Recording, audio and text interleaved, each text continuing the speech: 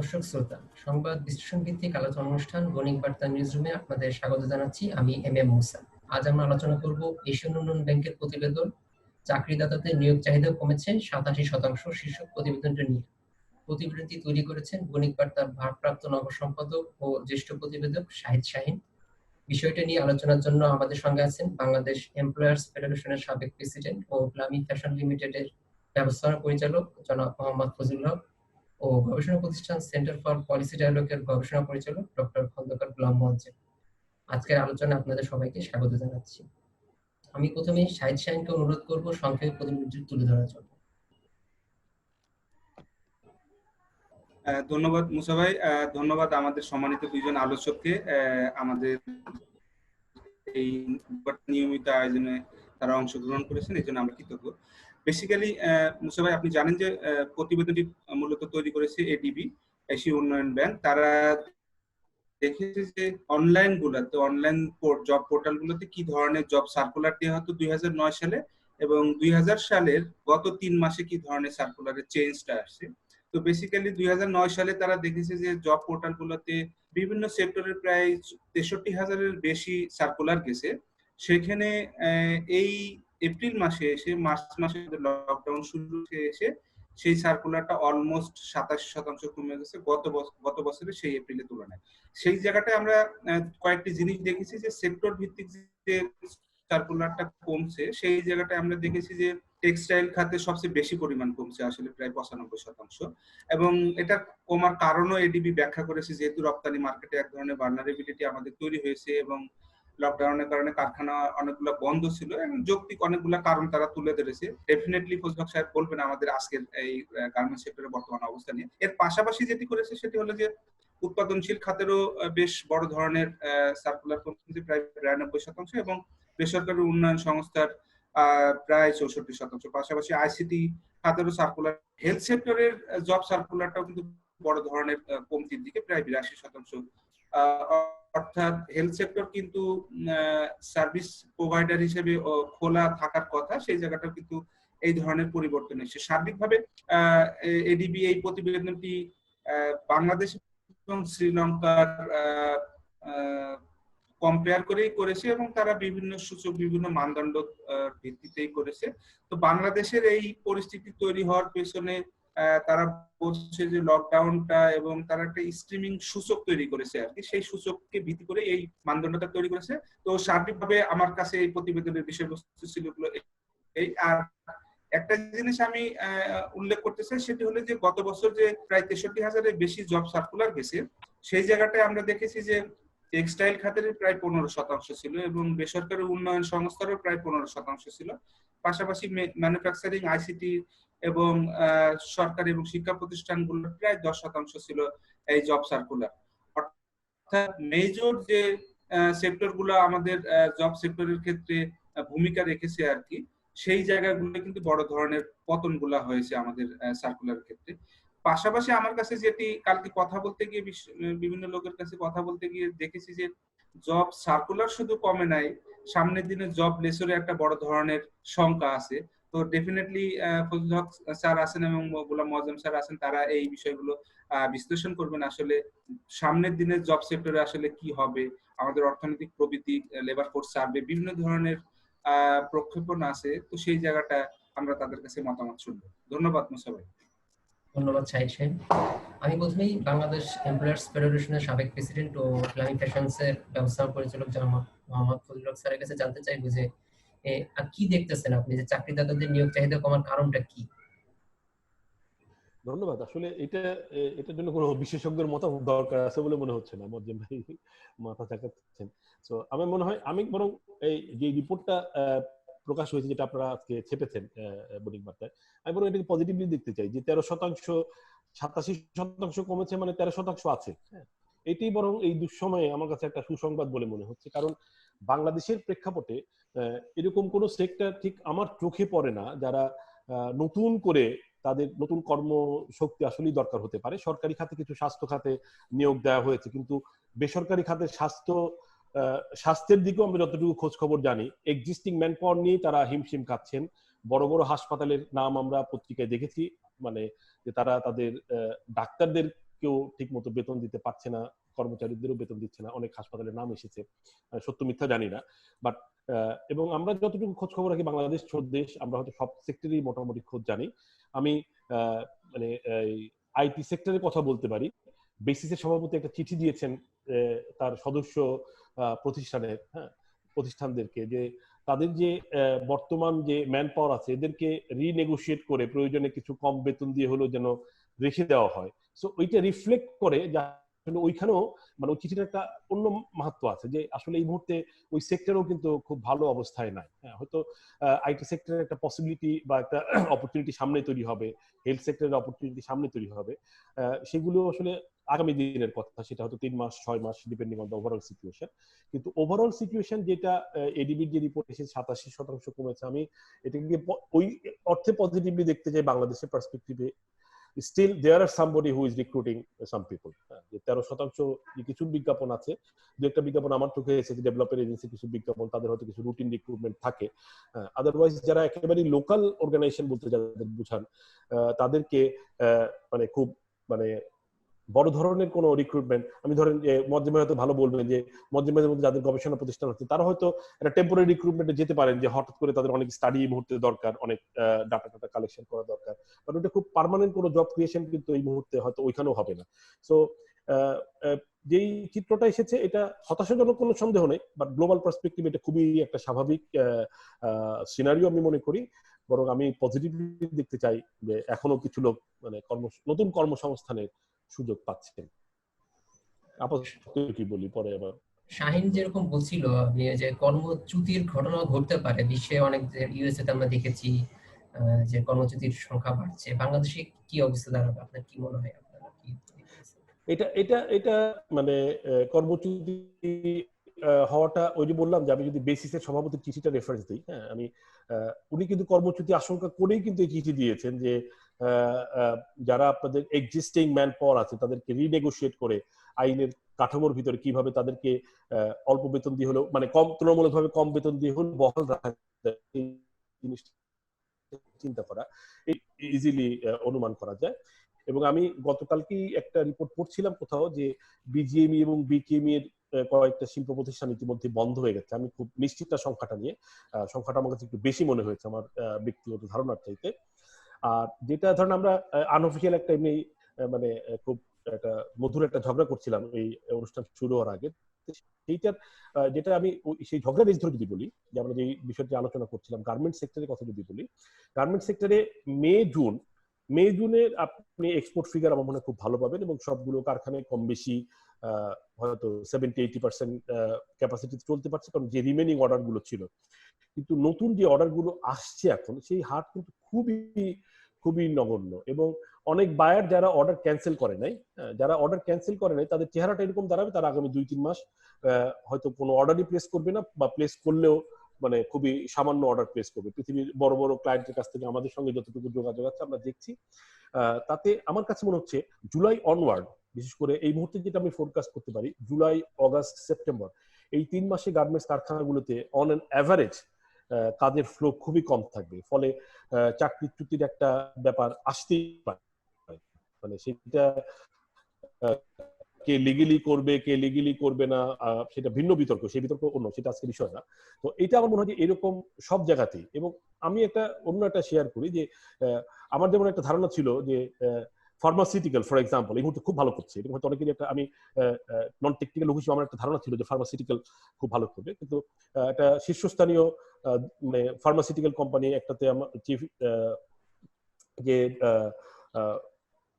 Chemist বা কি বলে ওদের ফার্মাসিস্ট, সে আমার আত্মীয়, আরেকটা চিফ ম্যানেজিং ডিরেক্টর আমার ঘনিষ্ঠ বন্ধু, তাদের দুজনের কাছ থেকে শুনলাম যে তাদের অবস্থাও মোটেও ভালো না, তাদেরও প্রচুর স্টক পাইল আপ হয়ে যাচ্ছে, কারণ কিছু রেগুলার ওষুধ যেটা তারা বিক্রি করে সবসময়, সেই ওষুধগুলো তার এখন আর কোনো ক্রেতা নেই। এখন নির্দিষ্ট কিছু ওষুধ, সেটা হয়তো যাদের খুবই ইমার্জেন্সি এবং এই করোনা রিলেটেড সর্দি, কাশি, হাসি, অ্যান্টিভাইরাল, এগুলোর প্রচুর বিক্রি বেড়েছে, কিন্তু এর পাশাপাশি একটা বড় মানে ওষুধ বিক্রি হচ্ছে না। ফলে আপনি যদি সার্ভিস সেক্টরে যদি বলেন, আপনি ট্যুরিজমের কথা বলেন, আপনি কমিউনিকেশন সেক্টরের কথা বলেন, এয়ার ইন্ডাস্ট্রি বলেন, there are lots of জায়গা যেখানে আমার মনে হয় যে কর্মচ্যুতি খুবই একটা স্বাভাবিক প্রক্রিয়া হিসেবে হয়তো মানে তাড়াতাড়ি দেখা দেবে। এটাও মানে আমি দ্বিমত পোষণ করছি না। মজ্জেম ভাই তারা গবেষণা করেন, মানে তারা হয়তো আমার চেয়ে আরো ভালো বলবেন।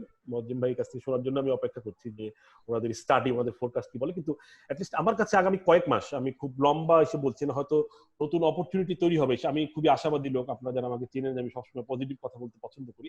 আমি গার্মেন্ট সেক্টর মনে করি যে একটা বড় একটা অপরচুনিটি হয়তো আমার জন্য অপেক্ষা করছে, কিন্তু সেইটা আসতে কিন্তু সময় লাগবে। সেটা কালকে আসবে এরকম কোনো সম্ভাবনা নেই। সেটা আসার জন্য আমাদের সেই পর্যন্ত টিকে থাকতে হবে। সো অপরচুনিটি যাই আসুক, সেটা জুলাই, অগস্ট, সেপ্টেম্বরে আসবে এবং রিফ্লেকশন হবে, আমি এটা মনে করছি না। ফলে আগামী 3 মাস, মানে জুনটাকে যদি আমি ধরে বাদ দিই, জুলাই, অগস্ট, সেপ্টেম্বর, এই 3টা মাস আমাদের খুব একটা এমপ্লয়মেন্ট পয়েন্ট অফ ভিউ থেকে একটা কঠিন সময় আমাদের পার করতে হবে বলে আমার ব্যক্তিগত ধারণা। আমি এখন মোহজ্জেম স্যারের কাছে একটু জানতে চাচ্ছিলাম, সেটা হচ্ছে যে গত কয়েক বছরে আমরা দেখেছি যে আমাদের উচ্চ প্রবৃদ্ধি শর্ত কর্মসংস্থান ওভাবে হয় নাই। এখন করোনার প্রেক্ষাপটে যদি এরকম চাকরি দাতারা সাপ্লার কমে যায় কিংবা কর্মচ্যুতির ঘটনা ঘটে, তাহলে আমাদের কি দাঁড়াবে? তো আপনার রিপোর্টটির একটু বিশ্লেষণ এইভাবে প্রয়োজন যে আমরা যে ধরনের জবগুলো নিয়ে এই রিপোর্টটি তৈরি হয়েছে সেটা হলো একেবারেই প্রফেশনাল যে জবগুলো আমরা বলে থাকি, ফর্মাল সেক্টর, এবং তার মধ্যেও যেগুলো আসলে প্রফেশনাল জবস। ফলে এটা আসলে পুরো এমপ্লয়মেন্ট সেক্টরের একেবারে একটা ছোট্ট চিত্র মাত্র। তো এবং আমরা জানি যে আমাদের একটা বড় সংখ্যক শ্রমিকই কাজ করেন, প্রায় 87% শ্রমিকই কাজ করেন আসলে ইনফর্মাল কন্ট্রাক্টে। ফলে তার জন্য এই ধরনের অ্যাডভার্টাইজমেন্ট কন্ট্রাকচুয়ালিতে যাওয়ার মতো সুযোগই নেই। সেই জায়গাতে আমরা জানি যে যখন করোনা এফেক্ট হয়েছে এবং যতদিন আসলে লকডাউন চলেছে, তার একটা বড় সময় এই ধরনের জবগুলো বড় রকম ভাবে বাধাগ্রস্ত হয়েছে। এবং সেই কারণে যদিও পরবর্তীতে আস্তে আস্তে যখন সরকার অর্থনৈতিক কাজ একটু একটু করে খুলে দেওয়া শুরু করেছেন, তখন ওই জবগুলোতে হয়তো কিছুটা সুযোগ তৈরি হয়েছে। কিন্তু এটা ঠিক যে ফর্মাল এই ধরনের প্রফেশনাল সেক্টরে জবের ক্ষেত্রে নতুন যে জবের প্রত্যাশা, সেটা স্বাভাবিক, এটা একেবারে স্বাভাবিক। এটা একটা যেটাকে বলতে পারেন যেটা হচ্ছে রিকভারি প্ল্যানেরও অংশ। এটা যে নতুন করে একটা প্রতিষ্ঠান সে এখন এক্সপ্যানশনে যাওয়ার কথা ভাববে না, এবং সে জানে না যে তার সার্টিনিটি কবে আসবে। এক ধরনের অনিশ্চয়তা আছে। এই সময়কালটাও পরিষ্কার না যে কতদিন পর্যন্ত এই অনিশ্চয়তাটি থাকবে তার ব্যবসা বাণিজ্যের ক্ষেত্রে। ফলে এই সময়কালে সে এক্সপ্যানশনে তো যাবেই না, উপরন্তু পুরনো যেগুলো আছে সেখান থেকেও সে কস্ট কাট ডাউন করার একটা চিন্তা করবে। এবং কস্ট কাট ডাউনের একটা মিনসও অনেক ক্ষেত্রে হচ্ছে হলো ওয়েজ কমানো, নতুন ধরনের ইনক্রিমেন্টস, বেনিফিটস এগুলো না দেওয়া, এবং সর্বশেষে হচ্ছে যে যদি না পারা যায় তাহলে হয়তো ছেড়ে দেওয়া। ফলে সেই সবকিছুই আমরা এই সময়কালে দেখতে পাচ্ছি। এবং আমরা জানি যে প্রতি বছর প্রায় 20 লক্ষ লোক জব মার্কেটে ঢোকে। তো তার বিপরীতে 60,000 লোকের জবের যে চিত্রটা, সেটা অবশ্যই একটি অর্গানাইজ তথ্যের চিত্র। এটাই হয়তো আমরা পাচ্ছি, অন্য জায়গায় পাচ্ছি না। সেখান থেকে আমরা এই ধারণাটি নিতে পারি। কিন্তু এই চিত্রটি আমার কাছে মনে হয় যে অন্যান্য ফর্মাল ইনফর্মাল চিন্তা করলে এটি আরো ব্যাপকতর, এবং সেই জায়গাতে কাজের তো সুযোগ হচ্ছেই না, উপরন্তু সংকুচিত হচ্ছে, এবং একই সাথে আয় কমে যাচ্ছে। যারা এই ফর্মাল সেক্টরে রয়েছে তারা, এবং যারা ইনফর্মাল সেক্টরে রয়েছেন তাদের তো অবশ্যই আয় কমে যাচ্ছে। মূলত দেখবেন এখন যে সমস্ত জায়গাগুলোতে বিক্রি বেচাকেনা হচ্ছে সেটা হলো জরুরি যে সমস্ত প্রয়োজন, খাদ্যপণ্য, এসেনশিয়াল কমোডিটিস, এবং এই যে ওষুধের ক্ষেত্রেও যেটা বলা হলো যে এসেনশিয়াল যে সমস্ত ড্রাগস, সেই সমস্ত জায়গায় শুধুমাত্র কিছুটা চাহিদা রয়েছে। ফলে অন্যান্য জায়গাতে এখনই নতুন ধরনের আসলে চাহিদাও তৈরি হচ্ছে না। ফলে সেটার একটা ইফেক্ট পড়ছে সব জায়গাতে, সেটা আমরা মনে করি। এবং সেই জায়গা থেকে যেটা ফজলু ভাই একটু ইঙ্গিত করলেন যে গার্মেন্টস সেক্টর, যেটা কিনা এই রিপোর্টেও বলা হয়েছে যে সবচেয়ে বেশি এমপ্লয়মেন্ট প্রোভাইড করে, প্রায় 15%, তারাও আগামী দিনে আগামী 3 মাসের জন্য খুব বেশি অর্ডার দেখছেন না তারা। এবং সেটাই আসলে এই মুহূর্তের একটা স্বাভাবিক পরিস্থিতি যে এই মুহূর্তে অর্ডার তাদের হাতে থাকবে না। কিন্তু যে জায়গাটাতে আমরা মালিকদের কাছ থেকে আরেকটু প্রত্যাশা করি, সেটা হলো যে কর্মচ্যুতির মতো বড় সিদ্ধান্তে যাওয়ার আগে যদি তাদেরকে ন্যূনতম আয় নিরাপত্তা দিয়ে যদি শ্রমিকদেরকে রেখে দেওয়া যায়, এবং সেই দায় দায়িত্বটাও আবার আমরা মনে করি যে মালিকদের এককভাবে না নেওয়া, সেটার সঙ্গে সরকারের যে সহযোগিতাগুলো রয়েছে সেইগুলোকে ব্যবহার করা। আমরা জানি যে 3 মাসের জন্য সরকার বেতন ভাতাদির সুবিধা দিচ্ছেন মালিকদেরকে, সেটা অংশ তো আমাদের উদ্যোক্তাদের সুবিধা দিচ্ছে। আবার একই সাথে এটাও আমরা মনে করি যে এটি শুধু সরকার বা মালিকের পক্ষ থেকে দায়িত্বটা নেওয়া না, এই দায়িত্বটা একই সাথে সাপ্লাই চেইনে, ভ্যালু চেইনে যে ব্র্যান্ড বায়াররা রয়েছে তাদেরও এখানে অন্তর্ভুক্ত হওয়ার একটা দায়িত্ব রয়েছে। এবং আমরা যেটি শুনছি যে বিভিন্ন ব্র্যান্ড বায়ার তাদের অ্যালায়েন্সের মাধ্যমে ইউরোপ ভিত্তিক বিভিন্ন দেশ জানাচ্ছে যে তারা শ্রমিকদেরকে ন্যূনতম মজুরি দিতে চান, একটা নির্দিষ্ট পরিমাণ দিতে চান। অন্তত এটা আমরা মনে করি যে শ্রমিকদেরকে যাতে লে অফ বা রিট্রেঞ্চমেন্ট বা একেবারে কর্মচ্যুতির মতো বড় সিদ্ধান্তে না গিয়ে ন্যূনতম যাতে একটা আয় নিরাপত্তা দিয়ে যাতে রাখা যায়। আর একটা একটু বড় কথা বলি, একটু তথ্যও হতে পারে, কিন্তু একটা বড় কথা এরকম যে সম্ভবত আমাদের একটা মিনিমাম যেটাকে বলে লো লেভেল ইকুইলিব্রিয়ামের একটা চিন্তা করতে হবে। অর্থাৎ এই মুহূর্তে আসলে কেউ অনেক মুনাফা করবেন বা কেউ অনেক আয় করবেন এবং অন্যরা আয় করতে পারবেন না বা তার মজুরি থাকবে না বা উদ্যোক্তারা কারখানা বন্ধ করে দেবে, এরকম একটি জায়গা থেকে কিভাবে বেরিয়ে আসা যায়। বেরিয়ে এসে সকল উদ্যোক্তা যাতে ন্যূনতম তার কারখানা যাতে চালাতে পারেন, আবার একই সাথে শ্রমিকদের একটা ন্যূনতম আয় দিতে পারেন, সেরকম একটা মডেল দেশের ভিতরে এবং আন্তর্জাতিক পর্যায়ে এস্টাবলিশ করা যায় কিনা। আমি একটা উদাহরণ দিই তাহলে বুঝতে পারবেন। যদি এমন হয় যে চীন গার্মেন্টস সেক্টরের উৎপাদনের প্রায় 30% করে বা 37% করে এবং সেটি তাদের একটা বড় অংশ, বাংলাদেশ করে 6% বা 5.5%। এখন এই পরিমাণ অর্ডার শুধু চীনে না দিয়ে এই অর্ডার গুলোকে এখন উদ্যোগ ব্র্যান্ড বায়ারদের উচিত হবে এগুলোকে সকল দেশে এগুলোকে ছড়িয়ে দেওয়া। কেননা যে ধরনের প্রোডাক্ট গুলো অন্যান্য দেশের ক্যাপাসিটি রয়েছে করার, সেগুলোকে চীনে আর কনসেন্ট্রেট না করা, এগুলোকে ভেঙে ভেঙে অন্যান্য দেশে কিভাবে ডিস্ট্রিবিউট করে দেওয়া যায়, যাতে কিনা অন্যান্য উদ্যোক্তারাও কারখানাগুলো চালাতে পারেন, অন্যান্য শ্রমিকরা, অন্যান্য দেশের শ্রমিকরাও যাতে ন্যূনতম আয় দিয়ে টিকে থাকতে পারে। এরকম একটা মডেল চিন্তা করার সময় এসছে এবং এটা হয়তো আগামী 6 থেকে 1 বছর সময়কালের জন্য যদি আমরা এটা চিন্তা করি, গ্লোবালি যদি ব্র্যান্ড বায়ারদের অ্যালায়েন্স যেগুলো রয়েছে তারা যদি একটু তারা তো ক্যালকুলেট করে অর্ডার গুলো বিভিন্ন দেশে দেয়, সুতরাং তারা যদি একটু অগ্রবর্তী হয় তাহলে এটা অসম্ভব না। এবং তাতে সব দেশে যদি ন্যূনতম মাত্রায় অর্ডার গুলো থাকে তাহলে মালিকরাও যেমন তারা কারখানা বন্ধ করতে হবে না, তারাও টিকে থাকতে পারবেন, আবার বিপুল সংখ্যক শ্রমিকও এর মাধ্যমে কাজ পাবেন বা কাজ নিয়ে টিকে থাকতে পারবেন। এটি আমার কাছে মনে হয় যে একটি মডেল আমরা যেটি চিন্তা করতে পারি এই সময়কালের প্রেক্ষাপটে। আর আরেকটা ছোট্ট কথা বলে শেষ করি এখানে যে এই বর্তমান কোভিড এর প্রেক্ষাপটে আমরা দেখতে পাচ্ছি যে কাজের ধরনের পরিবর্তন আসছে এবং মনেও রাখা দরকার যে এই কাজের পরিবর্তনের ধরনটা কিন্তু কোভিড পরবর্তীকালেও একটা থেকে যাবে, এর একটা রেস থেকে যাবে। আমি গার্মেন্টস খাতেও বলি, অনলাইন বেসড আগামী দিনের মার্কেটিং বেশ বাড়বে এবং আমাদের উদ্যোক্তাদের অনলাইন বেসড সেলসে বা অনলাইন বেসড ট্রেডিং এ তাদের ইনভেস্টমেন্ট করার প্রয়োজন পড়বে। সুতরাং সেই রকম প্ল্যাটফর্ম গুলোতে অ্যামাজন বা আলিবাবা বা অন্যান্য যে প্ল্যাটফর্ম গুলো আছে তার সাথে সাথে কিভাবে আরো ট্যাগ হওয়া যায়, আমাদের ইনফ্রাস্ট্রাকচার, লোকাল ইনফ্রাস্ট্রাকচার কিভাবে ট্যাগ হওয়া যায়, নিজেরা কিভাবে প্রস্তুত হওয়া যায় সেটি যেমন, আবার দেশের ভিতরেও online based sales, online based marketing ও ন্যাচারাল কোর্সে আগামী দিনে বাড়বে, স্বাস্থ্য ঝুঁকির কারণে হোক। এবং স্বাস্থ্য ঝুঁকির এই প্রলম্বনটা এটা আমাদের আসলে 1 বছরের বেশি সময়কাল থাকবে বলে একটা আশঙ্কা রয়েছে। ফলে মার্কেটিং এর পয়েন্ট থেকে, সেলস পয়েন্ট থেকে আগামী দিনে উদ্যোক্তাদের ইনভেস্টমেন্ট দরকার হবে এই সেলস এর স্ট্রাকচারটিতে চেঞ্জ করার ক্ষেত্রে। আগে যেমন তারা একেবারে একেবারে শিপমেন্টটা পুরো সাপ্লাই চেনে গ্রাম পর্যন্ত বা শহরাঞ্চল পর্যন্ত পৌঁছে দিতেন, সেই জায়গাটিতে কিভাবে অনলাইন বেস সাপ্লাই চেইনে তারা যেতে পারেন, সেই জায়গায় তাদের ইনভেস্টমেন্ট করা এবং তার জন্য লোকবল নিয়োগ করা বা লোক সম্পদ করা, এই বিষয়গুলোতেও আগামী দিনে পরিবর্তন দরকার হবে পরিবর্তিত প্রেক্ষাপটে। মুসা ভাই, আমি যদি একটু দুইজনের কাছে আমার একটা কোশ্চেন ছিল, সেটি হলো যে যেমনটি গোলাম আযম স্যার বলছিলেন যে আমরা সবাই জানি যে গার্মেন্ট সেক্টরের জন্য এমপ্লয়ারদের জন্য একটি বড় ধরনের সুবিধা দেওয়া আছে, সেটা মালিকদের মাধ্যমে কিংবা তাদের মাধ্যমে।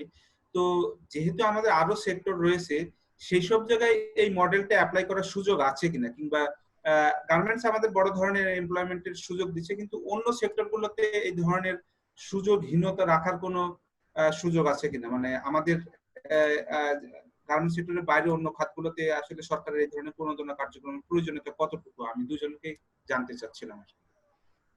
ফজলু ভাই, আমার মনে হয় যে আরো বিস্তারিত একেবারে নিজের অভিজ্ঞতায় বলবেন। আমি তার আগে একটু বলে নেই যে যে সুবিধাগুলো দেওয়া হয়েছে, সরকার কিন্তু একটা প্যাকেজ ঘোষণা করেননি, সরকার 7টি প্যাকেজ ঘোষণা করেছে না, এবং সেই 7টি প্যাকেজে প্রায় 1 লক্ষ কোটি টাকার যে প্যাকেজ, সেই হিসেবে সেখানে আমরা দেখতে পাই যে সেটা প্রায় $11 বিলিয়ন, $11.6 বিলিয়ন মতো এই প্যাকেজটি, যেটা জিডিপির হিসেবে 3.5%। এবং এটা শুধু গার্মেন্টস খাতের জন্য না, গার্মেন্টস খাত এইভাবে বলতে পারেন যে প্রথম শুরুটা হয়েছিল গার্মেন্টস খাতকে দিয়ে 5,000 কোটি টাকার শ্রমিকদের মজুরি সংক্রান্ত, এবং এর বাইরেও অন্য যে প্যাকেজগুলো রয়েছে সেখানেও গার্মেন্টস সেক্টরের সুবিধা কিছু রয়েছে। যেমন 30,000 কোটি টাকার যে প্যাকেজটি রয়েছে সেখানে উদ্যোক্তারা ঋণের জন্য আবেদন করতে পারবেন গার্মেন্টস খাতে। এর বাইরে বিদ্যুৎ বিল, গ্যাস বিল, পানি বিল, এগুলো পিছিয়ে দেওয়া হয়েছে পেমেন্টের সময়কাল। ঋণ লোন রিপেমেন্টের সময়কালটি পিছিয়ে দেওয়া হয়েছে, আবার লোন ক্যালকুলেশনটিও সিম্পলিফাইড করা হয়েছে। ইম্পোর্টের ক্ষেত্রে যে সমস্ত এলসি খোলা সেগুলোর পেমেন্ট ডেফার করা হয়েছে 1 বছর সময়কাল। এক্সপোর্ট রিসিভ কাল জমা দেওয়ার সময়কালটিও বৃদ্ধি করা হয়েছে। ফলে এই সুবিধাগুলো, আমার ধারণা যে উদ্যোক্তাদের ক্যাশ ফ্লোর ক্ষেত্রে যে একটা সবচেয়ে বড় যে চ্যালেঞ্জটা থাকে তাদের, সেটি তাদের আছে। কিন্তু একই সাথে অন্য যে প্যাকেজগুলো, সেই প্যাকেজগুলো আসলে অন্যান্য খাতকে উদ্দেশ্য করে, যেমন এসএমই খাতের জন্য 20,000 কোটি টাকার প্যাকেজ রয়েছে, এবং তার জন্য সেন্ট্রাল ব্যাংক থেকে এই মুহূর্তে 17টি ব্যাংকের সঙ্গে পার্টনারশিপ এগ্রিমেন্ট করা হয়েছে। কিছু কিছু ঋণ দেওয়া শুরুও হয়েছে যতটুকু জানি, যদিও এখনো বড়ভাবে শুরু হয়নি। এর বাইরে যেটি বলছিলাম, 30,000 কোটি টাকার যে প্যাকেজটি, সেখানে সার্ভিস সেক্টর এবং অন্যান্য খাতগুলো জড়িত হতে পারবে। কৃষি খাতের জন্য আলাদা করে 5,000 কোটি টাকার একটি প্যাকেজ, এনজিও সেক্টরের জন্য 3,000 কোটি টাকার একটি প্যাকেজ, এরকম বেশ কিছু প্যাকেজ রয়েছে। কিন্তু তারপরও আপনার একটা কথা সত্য, পরিমাণগত জায়গায় চিন্তা করলে এই পরিমাণগুলো আসলে যথেষ্ট না। সেটা তৈরি পোশাক খাতের জন্য যেটা দেওয়া হয়েছে, বা সেটা অন্যান্য খাতের জন্য যেটা, আবার এর বাইরেও বেশ কিছু খাত বাইরেও রয়ে গেছে। যেমন অপ্রাতিষ্ঠানিক যে সমস্ত খাত, ব্যাংকের সঙ্গে যাদের ট্রেডিং নেই, তাদের জন্য ব্যাংক থেকে এই ধরনের ঋণ পাওয়া এটা খুব সহজসাধ্য না। সুতরাং তাদেরকে কিভাবে কাভারেজ আনা যায়, এনজিও সেক্টর এখানে যে ঋণটা দেওয়া হচ্ছে সেটা হয়তো তাদেরকে সুবিধা করবে। কিন্তু তারপরে যে ব্যাপক ভিত্তিক অভিঘাতটি পড়েছে এবার অর্থনীতিতে, তাতে এই ধরনের ঋণ ভিত্তিক প্যাকেজ দিয়ে তাদের কাছে হয়তো পূর্ণাঙ্গভাবে যাওয়া যাবে না। সেই কারণেই হয়তো সরকার কিছুটা বাধ্য হয়ে ইকোনমিক অ্যাক্টিভিটিজ অনেক দ্রুতই ঢুকে যেতে গিয়েছে। হয়তো স্বাস্থ্যগত নিরাপত্তার ঝুঁকিটি নিয়েও যেহেতু পারছেন না সহায়তা পূর্ণাঙ্গভাবে দিয়ে, সুতরাং তারা যদি কাজ শুরু করে দিয়ে তারা তাদের নিজেদের আইটি মোটামুটি নিশ্চয়তা করতে পারেন, সেই ধরনের একটা মডেলে তারা গিয়েছে। কিন্তু তারপরেও আমাদের কাছে মনে হয় যে সরকারের যদি সক্ষমতা সৃষ্টি করা যায় বিভিন্ন ভাবে, বৈদেশিক উৎস থেকে ঋণ নিয়ে বা অন্যান্য মাধ্যমে, তারপরেও আমরা মনে করি যে অর্থনৈতিক কর্মকাণ্ড যদি সীমিত রাখা যায় এখনো, তাহলেও স্বাস্থ্য ঝুঁকিটিকে আরো কমিয়ে আনা যাবে। কেননা এই যে আমরা যে মডেলে এখন যাচ্ছি, তাতে হলো যে অর্থনৈতিক কর্মকাণ্ড চলবে, স্বাস্থ্য ঝুঁকিও একই সাথে পাশাপাশি চলবে। মনে রাখা দরকার যে এর মাধ্যমে কিন্তু আমরা পূর্ণাঙ্গভাবে যে অর্থনৈতিক বেনিফিটটা পেতে পারতাম সেটি আমরা পাবো না।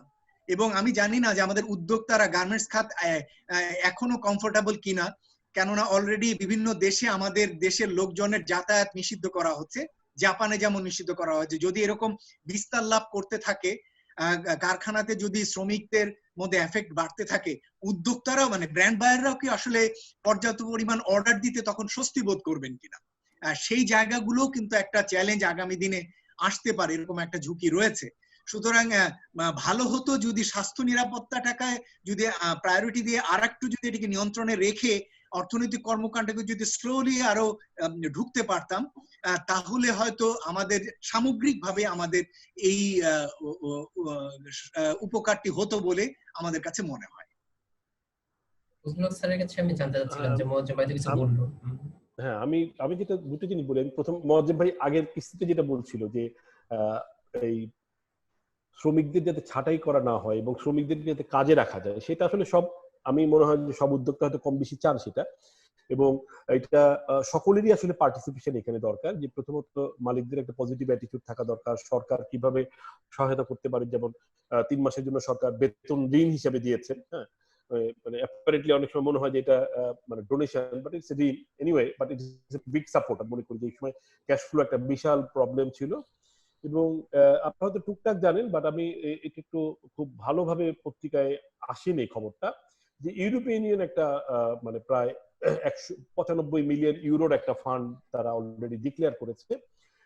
এইটা তারা গার্মেন্টস খাতে ধরে নেওয়া হচ্ছে, যেটা আমি আগেই বলেছি, জুলাই আগস্ট সেপ্টেম্বর 3 মাস এটা ইউরোপিয়ান ইউনিয়ন একাধিক মিটিং করেছে বিজিএমই বিকিমের সঙ্গে, এবং আমি আমারও সুযোগ হয়েছিল একাধিক বৈঠকে থাকার, সো আমি একটু ইনসাইটটা জানি। তো তারাও আমাদের সঙ্গে একমত যে ওই জুলাই আগস্ট সেপ্টেম্বরটাকে তারা আসলে গার্মেন্টস সেক্টরের জন্য সবচেয়ে কঠিন সময় হিসেবে মনে করছে, এবং তারা ধরে নিচ্ছে যে একটা বড় চাকরিচ্যুতি তখন হবে, সেটা লে অফ হতে পারে, সেটা পুরো রিপ্লেসমেন্ট হতে পারে, হ্যাঁ, মানে। এবং ইউরোপিয়ান ইউনিয়ন একটা প্ল্যান করেছে এই 3 মাস যে সমস্ত শ্রমিক মানে তারা চাকরি হারাবে বা যারা লে অফে থাকলে তাদের আয় কমে যাবে, তাদেরকে তারা প্রতি শ্রমিককে মাসে 3,000 টাকা করে 3 মাস দেবে, এরকম একটা ফান্ড ইউরোপিয়ান ইউনিয়ন গঠন করেছে। এবং যেটা দেখলাম 3-4 দিন আগে হয়তো ইউরোপিয়ান ইউনিয়ন এটা অফিসিয়ালি ডিক্লেয়ার করেছে, তারা সরকারকে এই ফান্ডটা দিচ্ছে। এবং এটার মেকানিজম হচ্ছে যে এই যে এখন যে একটা ডাটা, এই যে দীর্ঘদিন এই যে গত 1 মাসের বেতন দিতে গিয়ে বা মে মাসের বেতন দিতে কে কত বেতন পাই, ডাটাবেসটা কিন্তু এখন বাংলাদেশ ব্যাংকের কাছে আছে, যে বাংলাদেশে কত শ্রমিক তারা, এবং ওইখানে একটা মেকানিজম তৈরি করা হচ্ছে। ইউরোপিয়ান একটা কনসালটেন্ট ফার্ম নিয়োগ করেছে, তারা বিজিএমইএর সঙ্গে ক্লোজলি কাজ করছেন, যে বিভিন্ন কারখানা থেকে কেউ যদি চাকরিচ্যুত হয় এবং তারা যদি প্রমাণ করতে পারেন তারা অন্য কোথায় চাকরি মানে পাননি বা নেননি, যেটি, হ্যাঁ, তাহলে তারা 3 মাস, এই 3 মাস হচ্ছে সর্বোচ্চ, বা যতদিন কাজ না পান অথবা 3 মাস, যেটা বেশি হয় আর কি, এই সময়কাল তারা 3,000 টাকা করে প্রত্যেকে দিবেন। আমি মনে করি এটা একটা চমৎকার উদ্যোগ। ইউরোপিয়ান ইউনিয়ন মানে আমাদের দীর্ঘদিনের পরীক্ষিত এবং অনেকটা কোন রকম কাউন্টার বেনিফিট না নিয়ে তারা সবসময় আমাদেরকে সহযোগিতার হাত বাড়িয়ে দিয়ে থাকে বলে আমরা মনে করি। এর পাশাপাশি আমার মনে হয় যে মালিকদেরও একটা পজিটিভ অ্যাটিটিউড থাকা দরকার। মালিকদের নর্মালি থাকে, কারণ মালিকরা চায় না তার সেট অফ ওয়ার্কার্স, হ্যাঁ, এটা আমরা মনে করছি এটা সাময়িক সমস্যা।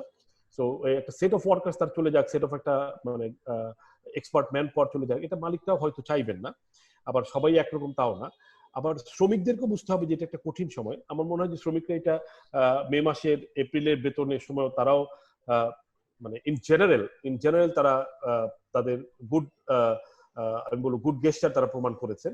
তো হয়তো সবাই করেননি, বা হয়তো কোথাও একটা মিসম্যানেজমেন্টও ছিল, সরকারেরও হাত আছে। তো আমার মনে হয় যে একটা পার্টি এখানে একটু বাকি আছে, ব্র্যান্ড যারা আছেন এরা আসলে যত মানে বড় বড় উপদেশ দিয়ে অভ্যস্ত, যত বড় বড় বক্তৃতা দিয়ে অভ্যস্ত, এই কঠিন সময়ে তাদের ইন জেনারেল তাদের ভূমিকাটা খুব মানে এখন পর্যন্ত খুব ভালো আমরা দেখছি না। কিন্তু তারা কিন্তু পুরো এই সাপ্লাই চেইনের একটা বড় পার্ট, এবং বলা যায় সবচেয়ে সচ্ছল পার্ট। যদি বলি যে এই পুরো সাপ্লাই চেইনের সবচেয়ে সচ্ছল পার্টটা হচ্ছে ব্র্যান্ডরা, হ্যাঁ, এবং তারাও প্রবলেমে আছেন, কোনো সন্দেহ নেই। তারাও তাদের সাইডে তাদের বিক্রি বন্ধ, তাদের লস, বিশাল লস হিসাব আপনারা প্রতিদিন দেখছি। কিন্তু তারপরেও এই লসটা সবারই। এখানে যদি তারা একটু এগিয়ে আসেন, আমার মনে হয় যে এই কর্মচ্যুতি, তো আমার মনে হয় গার্মেন্ট সেক্টরের জন্য এটা একটা ভালো সংবাদ। সবকিছু যদি এখন শুধু ব্র্যান্ডে একটু এগিয়ে আসে, আমার মনে হয় যে এই পরিস্থিতিটা আমরা খুব ভালোভাবে সামাল দিতে পারবো, যেটা মোয়াজ্জেম ভাই বলেছেন। এবং সরকারেরও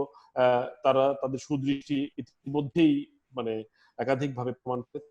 কিন্তু সাইদ ভাই যে প্রশ্নটা তুলেছেন যে অন্যান্য সেক্টর নিয়ে আমার আসলে একটু আশঙ্কা আছে। কারণ যেই মানে প্যাকেজটা, যেই প্রণোদন প্যাকেজটা করা হয়েছে, এটা বেসিক্যালি ঋণ নির্ভর একটা প্যাকেজ, এবং এই ঋণের কিন্তু মূল কথাটা হচ্ছে যে ব্যাংকার কাস্টমার রিলেশন, যেটা কিন্তু নর্মাল সময়ও থাকে। এবং সরকারের পার্টিসিপেশন হচ্ছে যে সরকার 1 বছরের জন্য সুদের অর্ধেকটা সরকার বহন করবে, সেটা হচ্ছে সরকারের পার্টিসিপেশন। আদারওয়াইজ মানে মূল কথাটা হচ্ছে যে আপনার যে এটা ঋণ নির্ভর। এবং বাংলাদেশের যে ইতিহাস যদি আমরা দেখি, এবং সারা বিশ্বে হয়তো চিত্রটা একই রকম। যারা ছোট ছোট প্রতিষ্ঠান তাদের ব্যাংকে অ্যাক্সেস আসলে, প্রথমত মধ্যমে বলেছে যে একটা গ্রুপ আছে তাদের ব্যাংকের সঙ্গে কোনো রকম লেনদেনই নেই, আরেকটা গ্রুপ আছে যাদের ব্যাংকের সঙ্গে লেনদেন আছে কিন্তু ওই ভয়েসটা নাই, যারা এইরকম একটা বিপজ্জনক। কারণ ব্যাংক কিন্তু এখন এই লোনটা কিন্তু ব্যাংক মনে করছে, আমার ব্যাংকার ফ্রেন্ড আছে তারা খুব রিস্কি মনে করছে এখন ফান্ডিংটা তারা খুবই রিস্কি মনে করছে যে এই ফান্ডিং আসলে আদৌ রিটার্ন আসবে কিনা। তো ওইখানে আমার মনে হয় এই যে মধ্যম ভাই যে ভার্নারেবল গ্রুপটার কথা বলছেন সেটা আমার কাছে আরো বেশি ভার্নারেবল মনে হচ্ছে যে, এবং মধ্যম ভাই হয়তো কারেক্টলি বলেছেন সরকার হয়তো সেই জায়গা থেকেও চিন্তা করেছে এবং সরকার হয়তো অনেকটা ফোর্স ফিল করেছে টু নর্মাল ইকোনমিক অ্যাক্টিভিটি যতটা, এবং আসলেই ওই গ্রুপটাকে ওই এসএমই বা এসএমইর চাইতে যারা আরেকটু যারা যারা মাইক্রো নিচের লেভেলে আছে তাদেরকে আসলে কিভাবে হেল্প করা যায়। মানে আপনি বড় বড় গার্মেন্টস ফ্যাক্টরি সরকার প্যাকেজ না দিলেও তারা দেখবেন বিভিন্ন সময় ব্যাংকের সঙ্গে দেন দরবার করে একটা কিছু হয়তো আদায় করে নেবে। নট অনলি গার্মেন্ট, যারা বড় বড় ইন্ডাস্ট্রি আছে তাদের সেই পাওয়ার আছে, এবং ব্যাংক তাদের নিজের প্রয়োজনেও তাদেরকে বাঁচিয়ে রাখবেন, কারণ তারা চাইবে না, তাদের অলরেডি অনেক অনেক পুঁজি লগ্নি আছে ওই সমস্ত কারখানায়। কিন্তু ছোটদের ক্ষেত্রে কিন্তু ব্যাপারটা একেবারেই ভিন্ন। সো এই জায়গাটা আমাদের আসলে খুব মানে আরেকটু আমার মনে হয় যে সিরিয়াসলি ভাবা দরকার। আগামী বাজেটে কিছু থাকবে কিনা আমি জানি না, মজ্জিম ভাই হয়তো ভালো বলতে পারবেন, কিন্তু আমার মনে হয় যে এই জায়গাটা আরেকটু বেটার অ্যাড্রেস করা দরকার। বাংলাদেশের কর্মসংস্থান তো ফজলু ভাইকে একটা ছোট প্রশ্ন জিজ্ঞেস করতে চাই। আমরা এই মুহূর্তে আসলে 2-3টা আপনার সাথে এর ভিতরে আমাদের অফিস থেকে একটু যোগাযোগ করেছিল, একটা ছোট ইন্টারভিউ নিয়েছে আপনাকে। সেটা সাপেক্ষে যে ডাটা অ্যানালাইসিস করতে গিয়ে যেটা দেখলাম সেটা হলো যে ঈদের আগ পর্যন্ত যারা আপনারা ঋণ নিয়েছেন তাদের টোটাল ফ্যাক্টরির সংখ্যা হচ্ছে 683-র মতো। মানে প্রশ্নটা হলো যে বাকিরা কেন অ্যাপ্লাই করলো না? এটার কোনো কি সুনির্দিষ্ট কারণ আছে ফজলু? না না, বাকিরা অ্যাপ্লাই করে না, এটা খুবই অল্প কয়েকটা প্রতিষ্ঠান যারা আসলে মানে যাদের গার্মেন্টস ছাড়া অন্যান্য অনেক ব্যবসা আছে, আমি নাম বললাম না, নাম বললে হয়তো যারা অনেক বড় বিজনেস গ্রুপ তারা দেখে নেয়। কারণ এই ঋণ গ্রহণ করার প্রক্রিয়াটা মোটেও খুব সহজ ছিল না, খুবই একটু জটিল ছিল, এবং এটার জন্য আমরা একটু প্রস্তুত ছিলাম না। হাজার নতুন করে অ্যাকাউন্ট করা, ম্যাক্সিমাম কি আমাদের এখানে ইলেকট্রনিক পেমেন্ট হচ্ছিল না। So it was not easy. So যাদের অন্য ব্যবস্থা আছে তারা আসলে এই ঝামেলাটা, এই সংখ্যাটা খুবই কম, এটা আসলে হয়তো 20-25টা হতে পারে, বেশি হবে না। কিন্তু যেটা বাকিরা সবাই যাবে, বাকিরা সবাই গিয়েছে, কিন্তু লোন প্রসেসটা আসলে এত লেংদি ছিল, এবং এটা একাধিকবার আপনি দেখেছেন যে অর্ডারও অনেকবার চেঞ্জ হয়েছে, 60%, 100%, পরে 65%, আবার এদেরকে দেওয়া যাবে না, কারা অন্তর্ভুক্ত হবে কারা অন্তর্ভুক্ত হবে না, এরাই প্লাস আবার ধরেন যারা এটা ডিস্ট্রিবিউট করেছে, যে সমস্ত প্রধান 3টা সংস্থা বিকাশ, রকেট এবং নগদ, এদেরও ক্যাপাসিটির একটা লিমিটেশন এখানে প্রকট আকারে প্রকাশ পেয়েছে। তারা একসঙ্গে এই লক্ষ লক্ষ ডিসবার্সমেন্টের জন্য হয়তো তারা রেডি ছিল না, ওইখানেও কিছু ডিলে হয়েছে। হ্যাঁ, তো সব মিলিয়ে হয়তো আমি এখন আপনার এই যদি তথ্য সংগ্রহকারী আমাকে উনি প্রশ্ন করেছেন, উনিও সবার কাছে পৌঁছতে পেরেছেন কিনা সেটাও হয়তো একটা ব্যাপার থাকতে পারে, হয়তো কিছু বাকি আছে। কিন্তু ঋণ গ্রহণ করেননি বা আবেদন করেননি আমার জানা মতো এই সংখ্যাটা মানে 10 থেকে 20-এর ভিতরে হবে, যারা এটা খুব বড় সংখ্যা না আর কি। ঠিক আছে, জি মুসা ভাই, মানে আপনার আমি প্রশ্ন করতে চাচ্ছিলাম একটা, সেটা হচ্ছে যে কর্মসংস্থানের ক্ষেত্রে গার্মেন্টস একটা বড় ভূমিকা পালন করে বাংলাদেশে। আপনি যে মানে বললেন যে চাকরিচ্যুত হতে পারে, মানে ধরেন এমপ্লয়মেন্টের সংখ্যা কমছে, এটা কি আমাদের ভবিষ্যতে কি হবে, কি বলেন? আমি তো বললাম আমি কিন্তু সবসময় ভালো ভবিষ্যৎ দেখতে পছন্দ করি এবং উজ্জ্বল ভবিষ্যতের কথাই সবসময় বলতে চাই। আমার কাছে এখানে অনেকগুলো যদি কিন্তু আছে। প্রথমত হচ্ছে যে ইউরোপ আমেরিকা তারা মানে খুলে দেওয়ার চেষ্টা করছে বা অনেকেই খুলছে।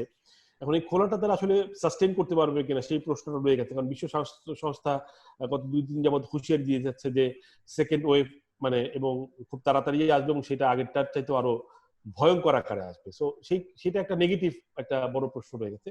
আবার পজিটিভ দিকগুলো অনেকগুলো পজিটিভ দিক আছে, যে মার্কেটটা যদি ভালোভাবে রিঅ্যাক্ট করে এবং লো এন্ড প্রোডাক্ট যদি আরো কাস্টমাররা বেশি কিনে, এবং চায়নার সঙ্গে বড় বড় যে বাইং গ্রুপগুলো আছে তাদের পলিটিক্যাল রিলেশনশিপটা কি হবে।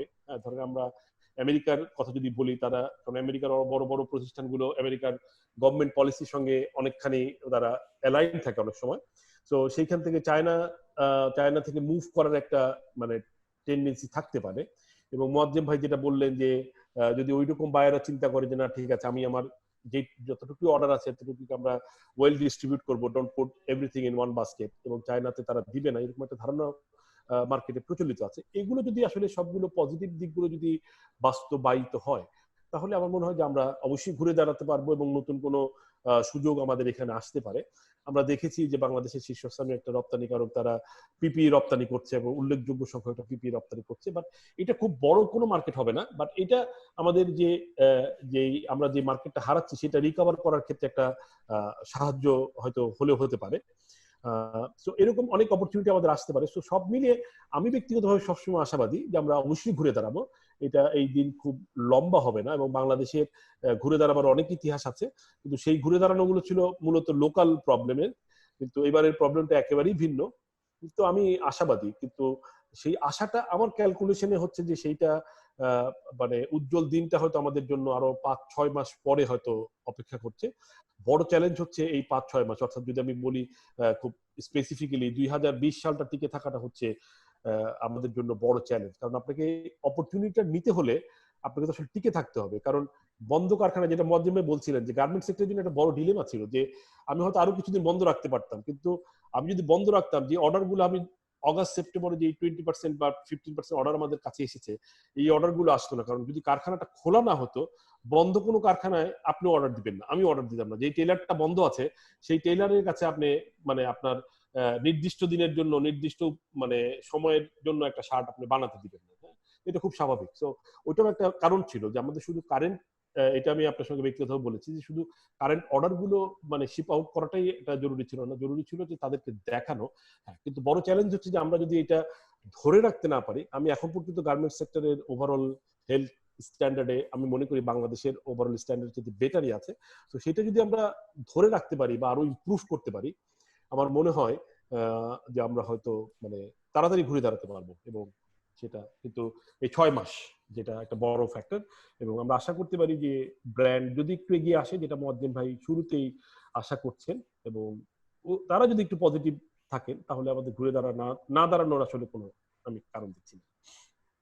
মুয়াজ্জেম স্যারের কাছে আমি জানতে চাচ্ছিলাম যে সবাই উৎপাদন করবে, কিন্তু আমাদের এখন যদি শনাক্তের হার, কোভিড এর হার যদি বাড়ে, তাহলে হচ্ছে বিদেশি বায়ারের কাছে বায়াররা কিভাবে আমাদের জিনিসপত্রগুলো নিবে? আপনার কি মনে হয়? সেই সংখ্যাটা মানে একেবারে শুরু থেকেই আমাদের আছে, এখনো এই সংখ্যাটা কিন্তু আছে। এবং সেই কারণেই ফজলু ভাই একটু ঘুরিয়ে বললেন যে আমরা যদি স্বাস্থ্যগত নিরাপত্তা যদি বাড়াতে পারি, মানে এই কথাটা কিন্তু এইভাবে বললেন। তার কারণ হচ্ছে যে মনে রাখা দরকার যে পণ্যগুলো সর্বশেষ যারা ব্যবহার করেন তিনি হচ্ছেন ভোক্তা। এখন ভোক্তা যদি মনে করেন যে এই পণ্যগুলো ওই রকম কারখানাতে তৈরি হয়েছে যে দেশগুলোতে করোনা এফেক্টেড অনেক, এবং যে দেশগুলো কারখানার পরিবেশে স্বাস্থ্য নিরাপত্তার ঝুঁকি অনেক, বা এই ধরনের তথ্য রিপোর্ট গুলো যদি গ্লোবাল মিডিয়াতে আসে বা লোকাল মিডিয়াতে এগুলো আসে, বা এই যে যেভাবে বাড়ছে, তাতে কতদিন আমরা আসলে নিজেদের সংক্রমণ থেকে দূরে রাখতে পারবো কারখানার শ্রমিকদের, সেটা আমরা জানি না। বা যতটুকু আসছে সেটাও আসলে পূর্ণাঙ্গ চিত্র কিনা সেটা নিয়েও কিছুটা সন্দেহ রয়েছে।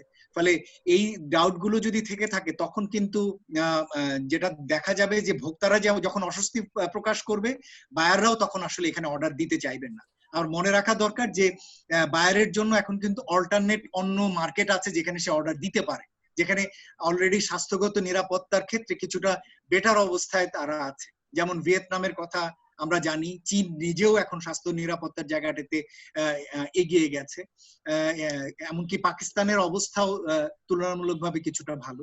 ফলে সেই ধরনের চ্যালেঞ্জগুলো কিন্তু আমাদের এই পরিস্থিতিকেও সবসময় এটা একটা তুলনামূলক চিত্র, সুতরাং সেই তুলনামূলক চিত্রে আমরা সেখানে এফেক্টেড হতে পারি।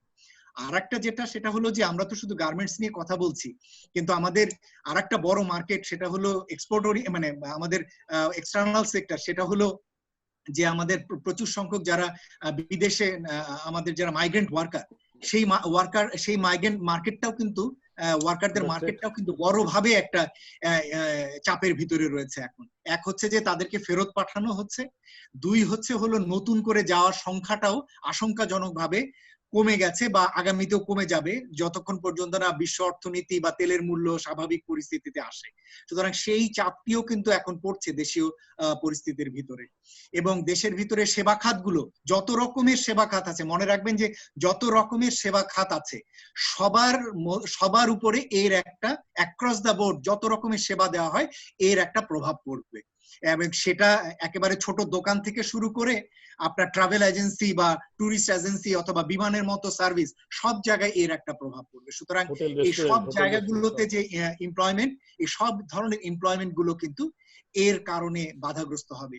সুতরাং আমরা খুব সহসা যে একটা ভালো অবস্থায় যেতে পারবো সেটা মনে হয় না। এবং যে কথাটা ফজলু ভাইও বললেন, যে কথাটা আমি জ্যাক মার কাছ থেকেও উনি বলেছিলেন যে এই মুহূর্তে সাকসেসটা হলো টিকে থাকা, এই মুহূর্তে অন্য কিছুই সাকসেস না। এই মুহূর্তে বিজনেসের জন্য সাকসেস হলো যে সে স্বাভাবিক অবস্থা পর্যন্ত সে তার বিজনেসটাকে টিকিয়ে রাখতে পারছে।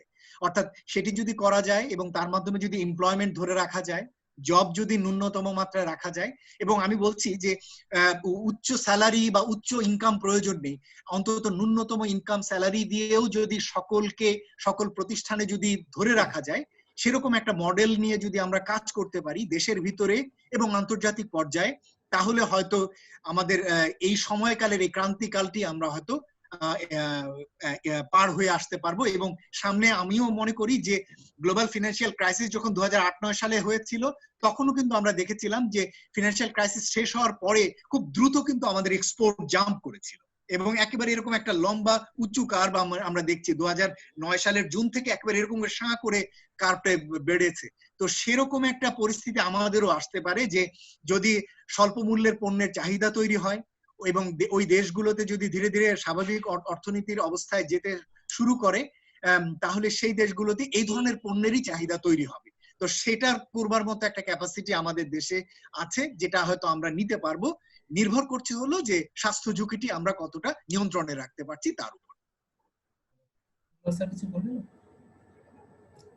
না, আমার মনে হয় যে এটা ওই মজিদ ভাই খুব কারেক্টলি বলেছেন যে এটা নিয়ন্ত্রণ করাটা খুবই জরুরি। নিয়ন্ত্রণ যদি না করতে পারি, এটা কোনো সন্দেহ নেই, আমার কারখানা বন্ধ হয়ে গেলে এবং যদি ভোক্তারা আতঙ্কিত হয়ে যায় এবং বায়াররা যদি ইনসিকিউর ফিল করে যে তার অর্ডার মানে টাইম মতো যাবে না, তখন অর্ডার থাকবে না। সো আমরা কোনো সন্দেহ নেই অনেক ঝুঁকি নিয়ে আমরা কারখানা চালু করেছি, হয়তো খুব ভালো বিকল্প আমাদের হাতে ছিল না, এই জন্য পুরো ইকোনমি কালকে থেকে হয়তো খুলে যাচ্ছে।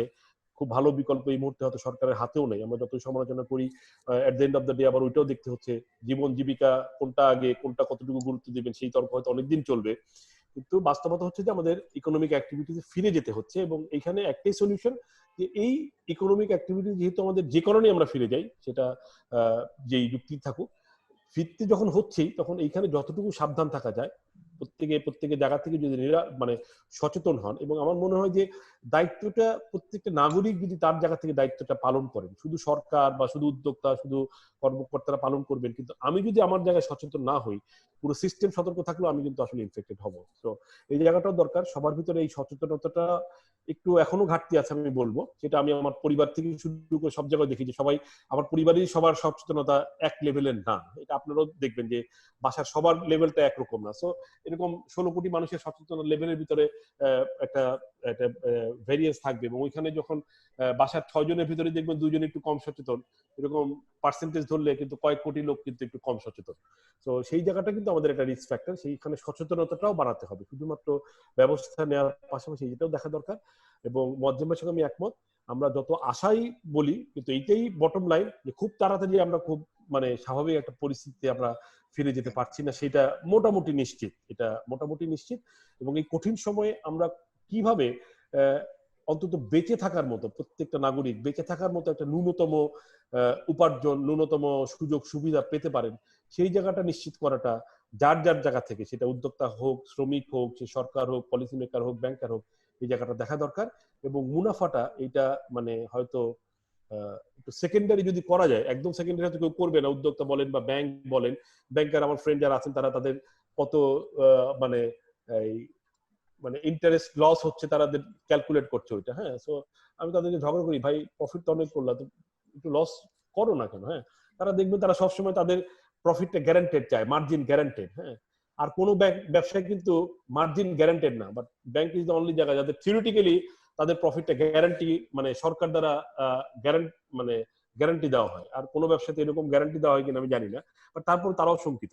তো এইরকম আমার মনে হয় যে সবাই শঙ্কিত থাকলেও সবার একটু একটু সহানুভূতির জায়গাটা আর একটু প্রসারিত করা দরকার সবার নিজ নিজ জায়গা থেকে, এবং সুস্থভাবে বেঁচে থাকাটা, মানে ইকোনমিক অ্যাক্টিভিটিসকে মানে চালু রেখে সুস্থভাবে বেঁচে থাকাটা এই মুহূর্তে সবচেয়ে বড় চ্যালেঞ্জ। এবং যত তাড়াতাড়ি সুদিন ফিরে আসে, মজ্জেম ভাই বলেছেন যে বিশ্ব যখন নর্মাল হয়ে যাবে, আমরা অনেকবার প্রমাণ করেছি 2008-9 সালের সর্বশেষ, আমরা দ্রুতই ঘুরে দাঁড়াতে পারি। সো যদি 6 মাস পর এটা হয়ে যায়, আমাদের সেই অভিজ্ঞতা আছে। আমাদের ইন্টারনাল অনেক বড় প্রবলেম, ভয়াবহ বন্যা আমরা দেখেছি, রাজনৈতিক অস্থিরতার কারণে 2 মাস মানে আনঅফিসিয়াল লকডাউন দেখেছি।